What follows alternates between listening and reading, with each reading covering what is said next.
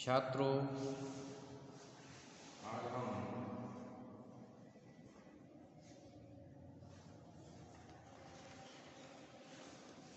पुनः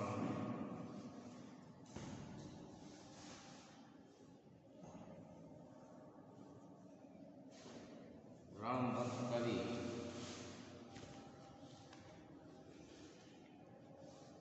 गोस्वामी तुलसीदास की कवितावली को लेकर प्रस्तुत हैं।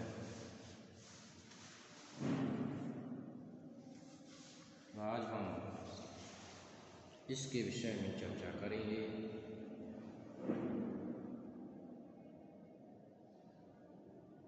इन दोनों पदों में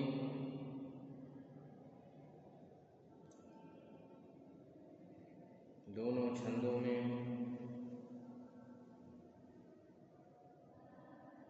गोस्वामी तुलसीदास जी ने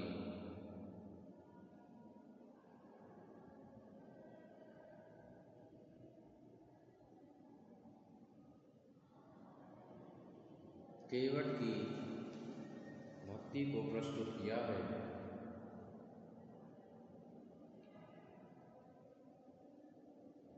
कि केवट किस चतुराई के द्वारा भगवान श्री राम के चरण प्रक्षालन करने में तत्पर रहता है। उसके माध्यम से भगवान श्री राम के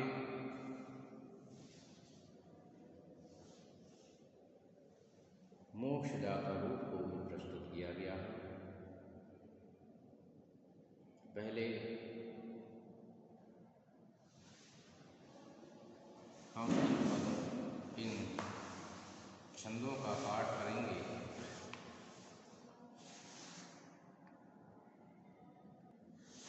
तत्पश्चात अर्थ को भी जानेंगे।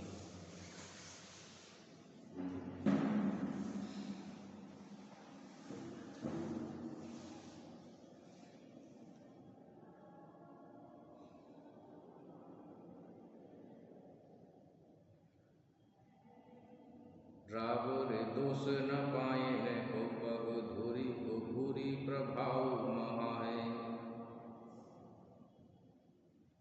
रावो रे दोष न पाए न को पग धूरी को भूरी प्रभाव महा है। पाहनु ते बनु पाहनु काट का कोमल है जलु खाई रहा है।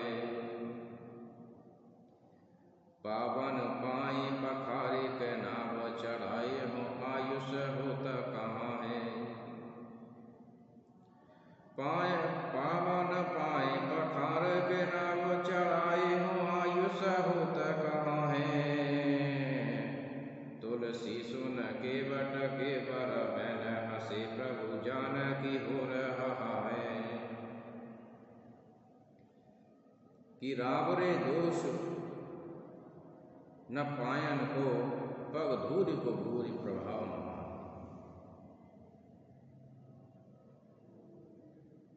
केवट कहता है, केवट भगवान श्री राम के समक्ष खड़ा हुआ है और वह कहता है कि रावरे दोष, रावरे राजकुमार को भी कहते हैं कि राजकुमार का कोई दोष नहीं है। न पायन को, उनके श्री राम के पैरों का कोई दोष नहीं है। पग धूरी को भूरी प्रभाव है कि उनके पैरों में जो धूल लगी हुई है उस धूल का जो प्रभाव है वो महान है।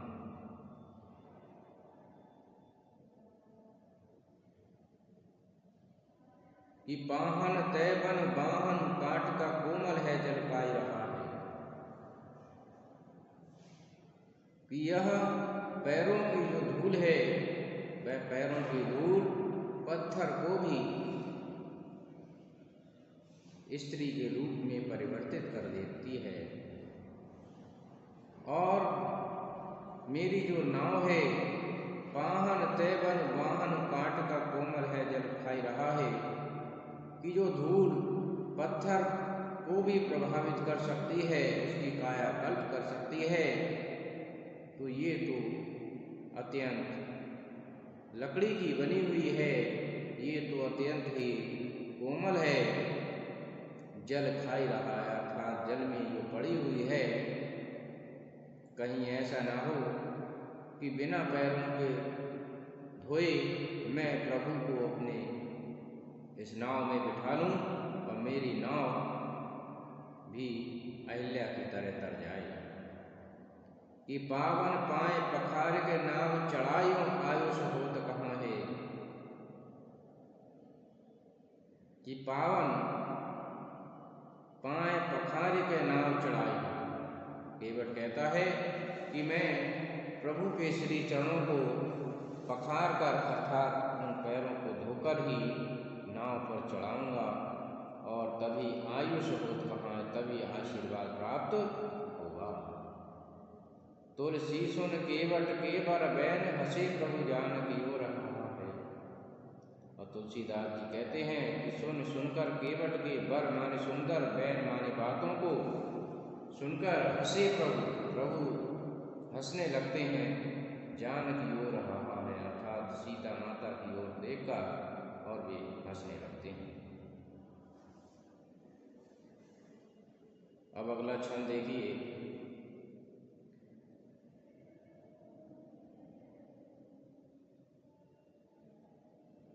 पात बारी सहरी सकल सुत बारे बारे, पात बारी सहरी सकल सुत बारे बारे, केवट की जात हूँ कछु वेद न पढ़ाई हूँ, सब परिवार मेरो याही लागे राजा जो, हाँ दीनहीन वित्त कैसे दूसरी गढ़ाई हूँ, गौतम की घर निज तरनी तरेगी मेरी, गौतम की घर जो तरनी तरेगी मेरी, प्रभु सुन साधु के बाद न बढ़ाई हूँ, तुलसी के ईश राम रावरे हो साची कहूँ, बिना पग धोए नाथ नाव न चढ़ाई हो। कि पात भरी सहरी सकल सुत बारे बारे, कि हे प्रभु कि मेरे सभी बच्चे छोटे छोटे हैं और मैं केवट की जात से हूँ, कछु वेद न पढ़ाई हूँ, अर्थात मुझे वेदों का अध्ययन करने का मौका नहीं मिला है, कछु वेद न पढ़ाई हूँ, अर्थात उनके विषय में मुझे कोई जानकारी नहीं है प्रभु, और सब परिवार में याही में लागी राजा। कि हे प्रभु हे राजन, मेरा पूरा परिवार इसी कार्य में लगा रहता है। हाँ दीन वित्तहीन कैसे दूसरी गढ़ाई, कि मैं अत्यंत दीन हूँ और वित्तहीन अर्थात धन से हीन हूँ, मैं दूसरी नाव भला कैसे बनवा सकूँगा, यदि आपके पैरों की धूल लगने से यदि उस नाव का उद्धार हो गया, वह तर गई, तो भला मैं कैसे दूसरी नाव बनाऊंगा। कि गौतम की घरनी तरनी तरनी मेरी, कि गौतम की घरनी जो जिस प्रकार से आपने गौतम ऋषि की घरनी पत्नी अहिल्या के लिए तार दिया था, उसी प्रकार से यदि मैंने बिना पैरों को धोए अपनी नाव में आपको बिठाया, तो कहीं ऐसा ना हो प्रभु कि जिस प्रकार से आपकी धूल से गौतम ऋषि की पत्नी जो शिला बन गई थी, पुनः स्त्री के रूप में परिवर्तित हो गई और उनका उद्धार हो गया, उसी प्रकार से मेरी नौका, मेरी जो नाव है, इसका भी कहीं उद्धार न हो जाए। और यदि इसका उद्धार हो गया तो भला मैं कैसे प्रभु दूसरी नाव बनाऊंगा। प्रभु सो निषाद के बाद न बढ़ई हूँ।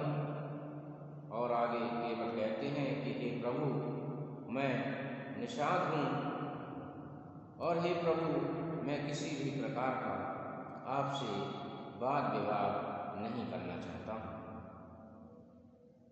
कि तुलसी के ईश राम राग रेसो सांची कहूँ, बिना पाग धोए नाथ नाव ना चढ़ा।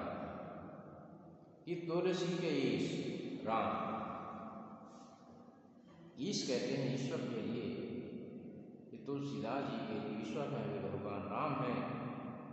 और राग रेसो सांची कहूँ, हे राजन, मैं आपसे सांची अर्थात सच बात कहता हूँ कि बिना पाग धोए नाथ नाव न चढ़ाए हैं।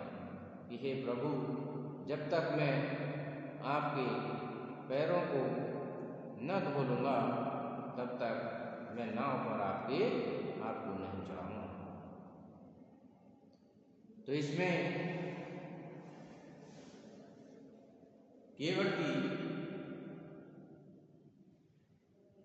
भक्ति भगवान श्री राम के प्रति देखी गई है और वह पैरों को धोकर उनका आशीर्वाद प्राप्त करना चाहता है।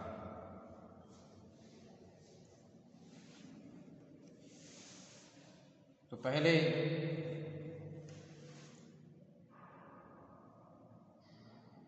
छंद में सवैया छंद को अपनाया है, तो दूसरे में घनाक्षरी छंद को अपनाया है। तो मैं समझता हूँ छात्रों कि आपने इसको अवश्य ही समझा होगा। धन्यवाद।